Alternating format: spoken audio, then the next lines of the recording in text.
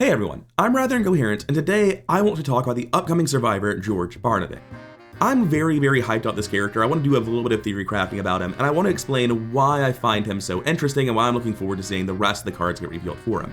I won't be diving too deeply into any one deck, and a lot of that's just because we know George Barnaby's whole card now, but we do not know all the stuff being printed for him.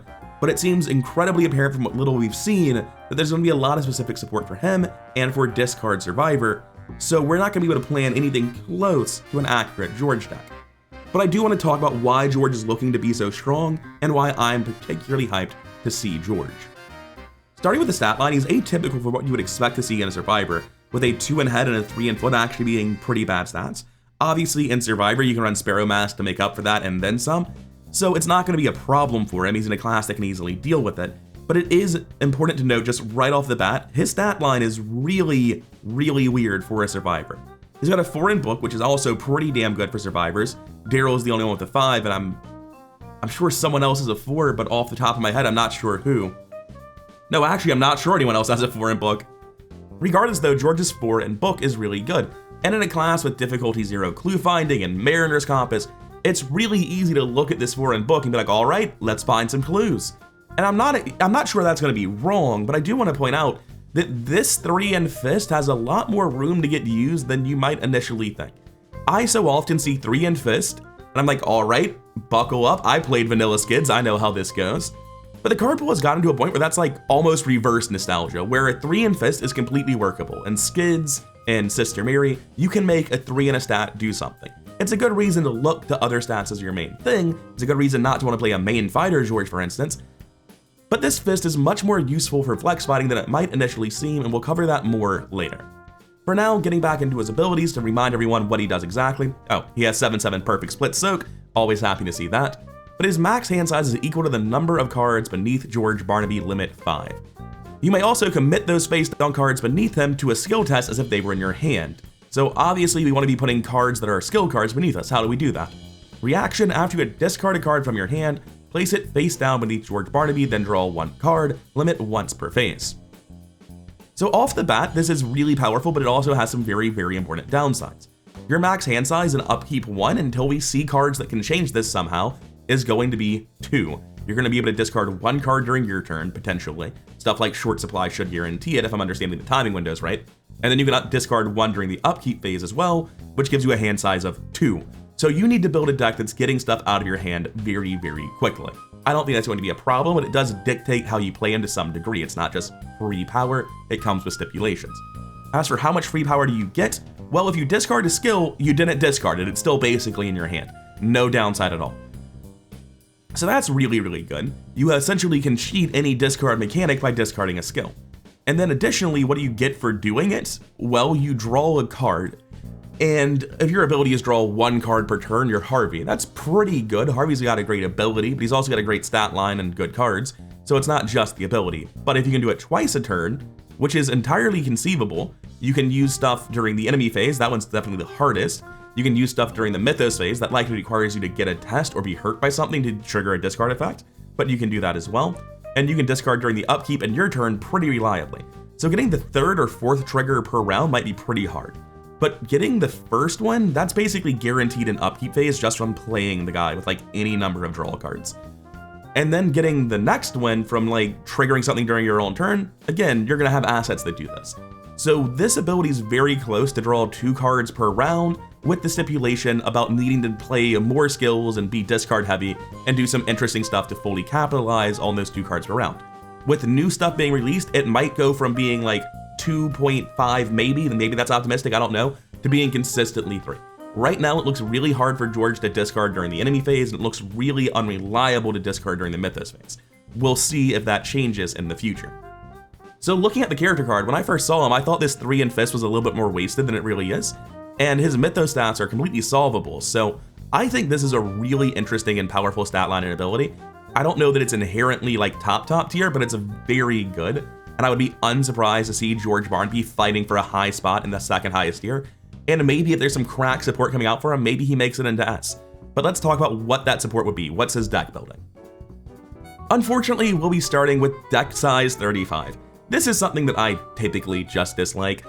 Somebody in a comment recently pointed out that At a Crossroads has a 100% play rate in my Survivor decks. Everyone memes about me always seeing if like I can justify Runic Axe being the best weapon in a deck. Did it to Miri, did it to Show, I'll do it to everybody. But At a Crossroads just isn't coming out of my Survivor decks. It's not even like a thing I think about. It's like, oh yeah, Survivor decks lose 2 card slots. Why would I cut some of the best draw in the game? Every deck needs draw. And I personally like draw more than I think most people do. I am absolutely bananas for consistency. So when I see deck size 35, I internally groan. But then I remember that this is effectively Survivor Harvey, where I'm drawing 2 cards around pretty much from the word go. And maybe deck size 35 is not going to be a big deal. Like, I don't think this is going to be nearly as important for George as it was for Hank. Hank had no built-in draw. This is going to be like counteracted and dealt with by the 3rd or 4th turn at the latest. So do I like seeing deck size 35? No, not really. But it's not going to be a meaningful problem for him the way it could be for other characters. 35 is just about the lowest deck size penalty you can take, and he's got the draw to live with it. Getting into deck building options, he has Survivor 0-5, Full Access, Neutral 0-5, and 10 other Seeker and or Rogue cards, no stipulations. Well, level 0, obviously, I left out that part.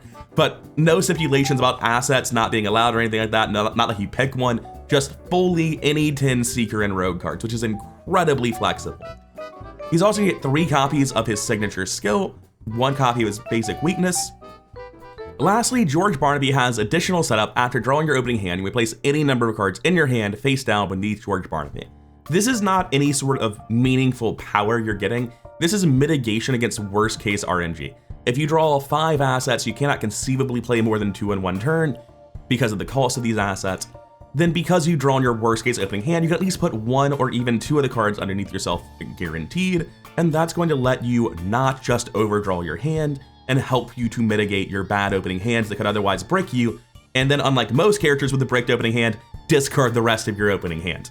In an ideal world, what you'll see on George Barnaby is on turn 1, you're going to play like 1 asset, a 2nd asset, hopefully something like Cornered, investigate, discard a skill, don't commit it, keep it under yourself with Cornered so that you can test up 6 to shroud whatever you started at and get a clue. Then come upkeep phase, you overdraw because your hand size is 1 with the 1 thing you discard from Cornered, and then you're going to put 1 card under you. You put 2 cards into play, 2 cards under you, 2 cards left in a hand, and that's your 6 cards. In an ideal world, something like that's going to happen where you trigger a discard during turn 1 and you don't need to use this at all. Alternatively, if you can't do that, then maybe you can play a triple action turn where you play 3 events or you play 3 assets, and you just don't even need to put something under you because you've used so many cards in your hand. You really want to have George decks that are capable of reliably doing stuff like that, but the additional setup allows for much more flexibility in how you're going to be going about doing this. And most importantly of all, it's going to allow you just RNG mitigation when you get your worst draws where you built your deck to do that and somehow you just can't do anything turn 1, you can't discard anything, you can't play out your cards. At least you don't just discard your opening hand and flail. Coming over to a deck builder, this is Arkham.build. I recently found out about it. It's updated much more instantaneously than ArkhamDB if you want to test out theory crafting for much newer decks, and it can be linked over to update back and forth with all of your decks that are currently on ArkhamDB. Now, I do want to mention before I move into this, one of the cooler things I've heard about George that I'm not really engaging with right now, but it's very cute, very interesting, and potentially very powerful, is that you can, as a George Barnaby player, invest in Drawing Thin and Grizzly Totem 3 to recur anything you discard from your hand, right? You commit the thing underneath you to a skill test, you use Drawing Thin and Grizzly Totem level 3, and you just get it back to your hand by failing the skill test. I don't know that that's going to be worth doing over just like spending your experience to do proactive things that pass the test, but it's very cool. It's a sort of recursion other people don't have, but it's also a sort of recursion specifically targeting things you've discarded, not used, so it's also just fundamentally lower value than traditional recursion. Now, this is a pretty basic version of a George. When I first sat down and looked at him, this is the first thing I built. I spent a while refining it to this list, but I was like, I want to use 4-book to find clues. With 4-book, access to both a yellow Milan and red Milan, that puts me at base 6, I'm pretty good at using a Mariner's Compass. What's the rest of the deck do? Well, as I mentioned earlier, Sparrow Mask does a lot to make this stat line good against the Mythos phase, and Cornered seems like by far the best way to trigger his ability. Discard 1 card from your hand, put it under you, draw a card, get +2 to skill value for this test. It's also worth noting that you can use Cornered before committing cards to a skill test. So you can go to the Mythos phase. This is not a good example deck for it. I don't have as many skills in this deck as the other deck I'm about to show. But let's say you're doing a book check, right? You're at base 4 book, you've only got cornered in your hand. You can investigate at base 4, cornered, discard perception, put it under you, go to 6 from the cornered, then commit the perception under you to go to 8, and you'll draw a card from having discarded as George, and then you'll draw the second card when you inevitably pass and speed on autofail from the perception. So cornered synergizes incredibly well with any skill in this deck. It's important to note that you don't really need to use cornered exactly with the skill you want. You can use cornered and discard perception on a Mythos test. And then later on, during your turn when you're investigating, you can use cornered and discard a winging it, and then commit the perception under you. It's just incredible power that these things work together this way. It doesn't have to line up. It's not finicky at all. Wouldn't you know it, I've gone and got ahead of myself. We didn't cover his signatures. His skill is cool, though I don't know exactly how high impact it really is. Grim Resolve is a 1 question mark skill, an 8 developed, George only, obviously. After the skill test resolves, you may swap any number of cards beneath George with the same number of non-weakness cards in your hand. So this allows you to take something that you have underneath yourself and get it back for later use. Going back up to George briefly, it is worth mentioning that it says after you discard a card from your hand. It doesn't specify how it does. You could have stuff discarded during the Mythos phase against your will that could then end up going underneath George. I think that will frequently not be the case, and that even in a lot of situations where like you're doing a Mythos test to discard stuff, you might use cornered and put the cornered card under you to try to avoid discarding more things. But there will be Mythos phases where you discard stuff and then you just get to put it under you with his ability. It does not specify the method of discarding. So Grim Resolve can either help with random Mythos discards that you had to save by putting them in the basement. It can also help with anything that was in your opening hand that you just couldn't get into play at the time. But generally, there's not a huge amount of things where I see myself being super excited for it right now. This could become a lot more exciting with the support coming for George Barnaby, but right now, typically the things that look like they go under George the most are just getting discarded by corner without having to do anything. In the future, I think Grim Resolve gets a lot more exciting when we see more support for George and maybe more cards that do something and then discard themselves. But right now, the main method for triggering discard effects in a George with what we have in the card pool, which is all outdated old stuff, it's mainly going to be cornered. Maybe Idol of Xanathos. There's a couple of cards that have some discards attached to them. But the important thing is that generally speaking, cards do not discard themselves after doing major things. They discard something else as a cost to doing it, but they can only be used after discarding. Moonstone's literally the only example I can think of in that latter category off the top of my head. But the point is that until we see what comes with George, I don't know what to be excited for here. This gives you some mitigation for Mythos discards and opening hand discards that you didn't want, but you can save by putting them under your basement. I've heard the terminology putting them in his boat as opposed to putting them under the basement. I love that flavor spin on this, so I might start using that. Right now, it's just game terminology. They're all basements. I just call it a basement automatically. But putting it in his boat is story-wise correct, might even be thematically what the developers intend his basement to be, but it's also just very funny. But yeah, right now, Grim Resolve is a skill that largely just allows you to control what's in your hand versus what's in your boat, and I don't know that it really does a lot with the cards that are currently available to be comboed with it. This is a thing where its value is going to be determined pretty much entirely by new cards we haven't seen yet. If we don't see anything new, I mean, it's all right. It's not a big deal. I'm not upset about it, but I'm not particularly impressed by it either. His signature weakness, on the other hand, is something to be impressed by. Cast Adrift is a hardship traded weakness, and it is rough. Revelation, if there are no cards beneath George Barnaby, we're just going to shuffle this back into your deck, which is still rough, because if there are no cards beneath you, you're also discarding your whole hand during that upkeep phase, at least initially. There are ways to play around this. Anyway, what it's actually going to do, because if you're playing George, there's probably something underneath you. You discard every card beneath George Barnaby. No additional effects, that's just bad enough. Because realistically, since you're trying to discard mostly skills, this is going to discard, effectively, 1 to 4 skills from your hands. You don't want to be at a 5-card hand size, by the way. I didn't really cover this when talking about George, but if you're at 5 cards, you cannot place cards face down beneath George Barnaby, so you're just still discarding them, right? You really want to always be getting the cards out from under yourself and sitting at most 4 so that you can get the full value out of this. So this is going to be discard 1 to 4 cards, probably 2 or 3 in the vast majority of cases. The big thing is it's reducing your hand size to 0, and that's terrifying. However, you're going to draw this during the upkeep phase, which means that during the upkeep phase, when you draw this and you are overdrawing your cards as you have hand size 0, you get to put 1 card underneath you.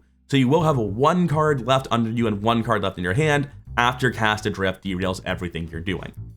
So it's not as brutal as it could be. If you're constantly staying like between 1 and 3 cards under you and in hand, not going to be a huge deal. If you're hovering between 3 and 4, like I feel I'm going to end up doing, I'm going to say that I understand I should play fast and do all these things, and then I'm going to sit at like 3 cards almost all the time, I think, and I'm going to get hit by this pretty hard. It's very scary, but it also opens some pretty interesting countertexts that we'll get into in a little bit.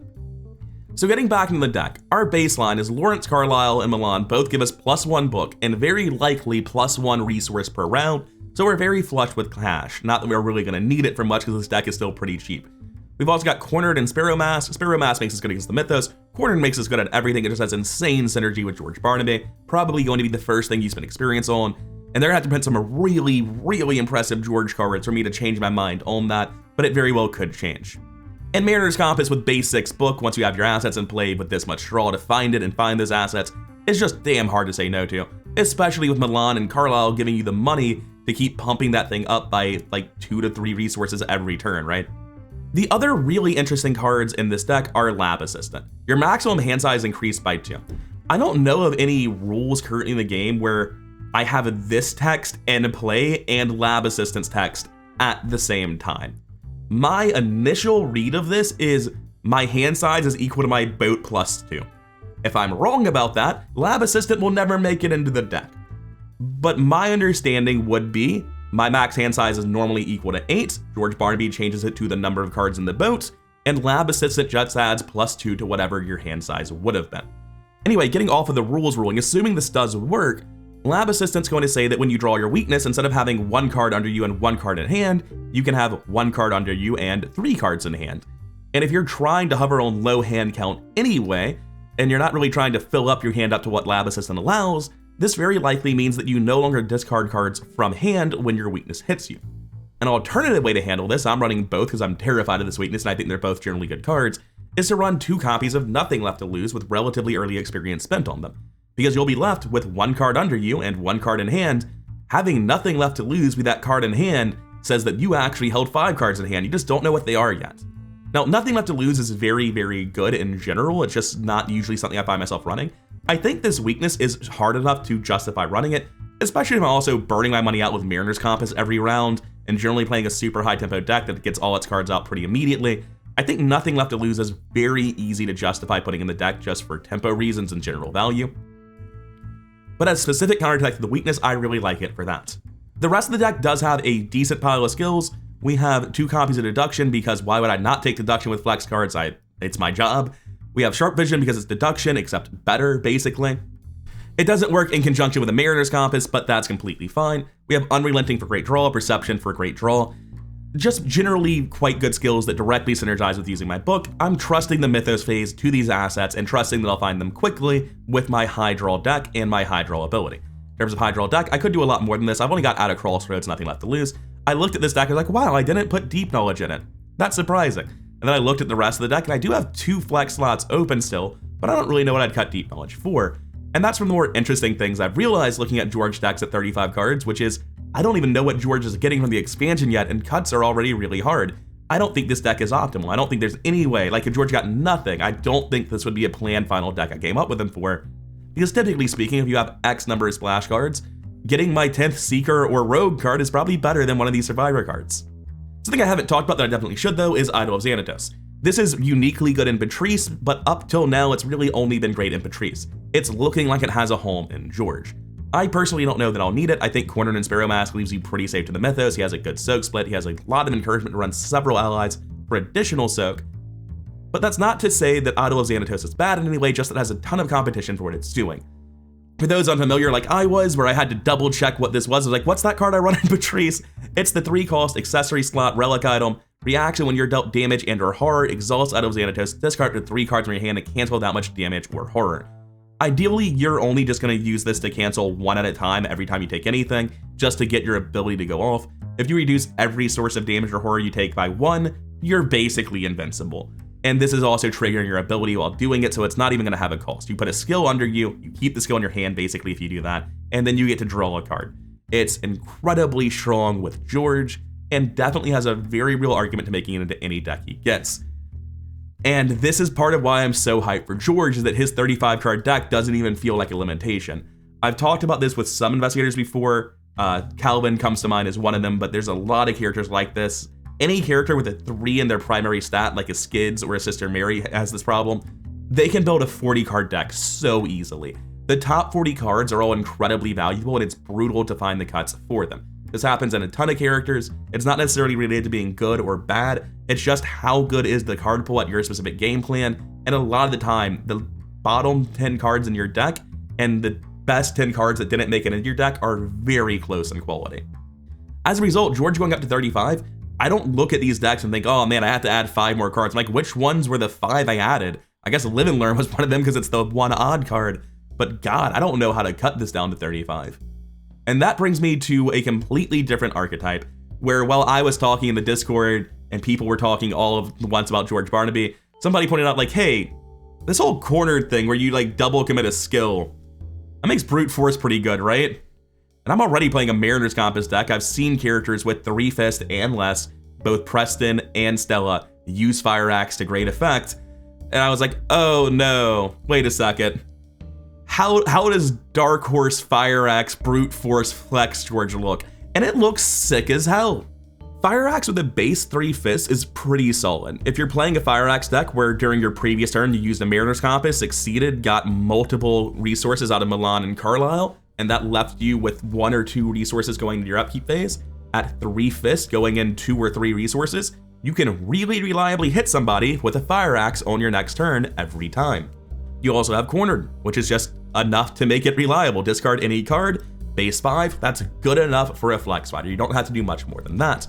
Brute Force is the huge thing where you cornered Brute Force at some point, put it under you, and then later on when you have the big threatening guy in front of you, you cornered another card, you commit the Brute Force under you, and you swing at 8. If you succeed by 2 or more, you deal 3 damage. So essentially, it's like Tony Morgan at 8 with a super switchblade.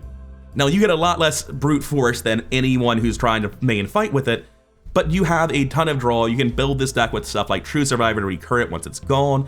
You can build this with cards like the new improvised weapon that's been upgraded, which absolutely has an argument to be here instead of or overwinging it or in addition to.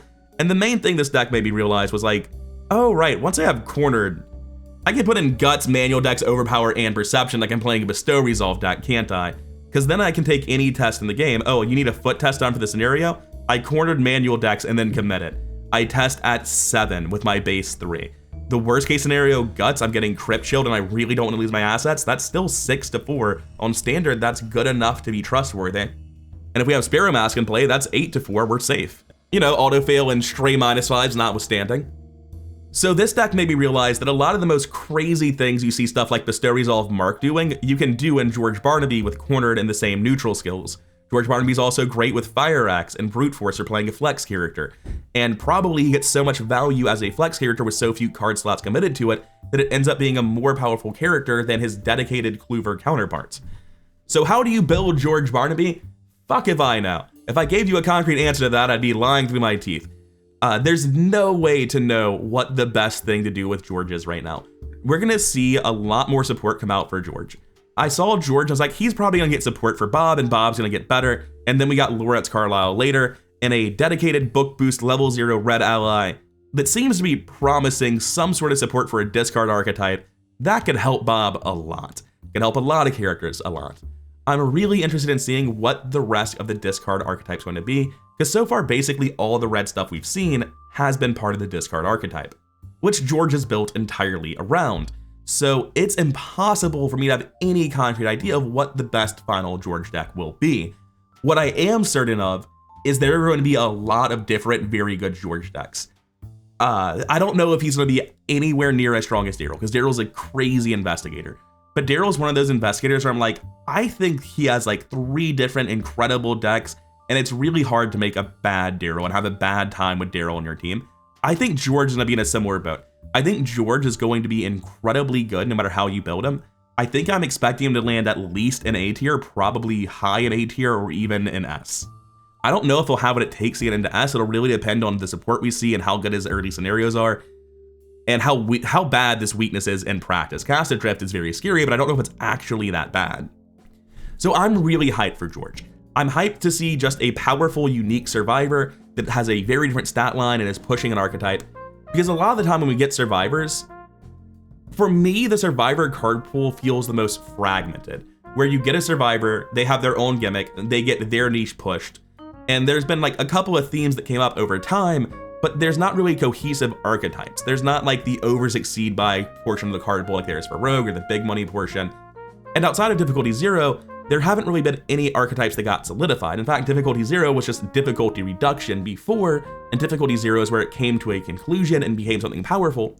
And I'm really hyped to see that potentially happening again with Discard, because it's a cool theme that's been in the cards, but it's not really been an archetype of deck. It's just been something that specifically Ashcan and Patrice can interact with a lot, Wendy as well. So all of these older characters are going to get a lot of interesting synergy pieces printed. Anyone who is relying on book to do their job in Survivor is just inherently being supported, because if you see a book-based Survivor, you should expect some support that any book-based Survivor can use. I'm just really excited about the thing that George Barnaby promises to do for the card pool. We're already seeing that to some degree with Lawrence. I think that we're going to see a lot of interesting different takes on George Barnaby, and I'm not going to be able to play him once. This is going to be a Daryl thing, where I have to play a minimum of 2 very different, very powerful George decks before I'm like, okay, this way that he steamrolls the game is the one I think is the best one. I'm gonna wrap it up now. I feel like I'm already starting to ramble and on the verge of rambling real badly, so let's call it here. I'm excited as hell for George and the things Drowned City will bring, and I can't wait to see more of it. I hope you are too. I've been rather Incoherent. Thank you for your time.